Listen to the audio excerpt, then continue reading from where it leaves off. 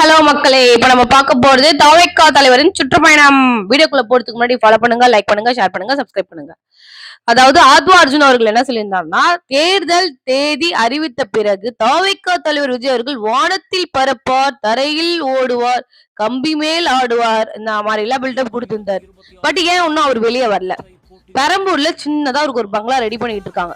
அதாவது மக்களை வந்து அந்த சின்ன பங்களால வர வச்சு ஓட்டு கேட்கிற மாதிரி, பெரம்பூரை சேர்ந்த மக்களை சின்ன பங்களால வர வச்சு ஓட்டு கேட்கறதுக்காக ஒரு பங்களா ரெடி பண்றாங்க. அதுல ஸ்மார்ட் ரெஸ்ட் ரூம் எல்லா வசதியும் ரெடி பண்ணிருக்காங்க. ஏன் அவர் வந்து மக்களோட மக்களை நின்று ஓட்டு கேட்கலன்னா, வெயில் படாம வளர்ந்த உடம்பு அல்லவா தாவேகா தலைவர் விஜய் அவர்களுடைய மேனி, வெயில் படாத மேனி.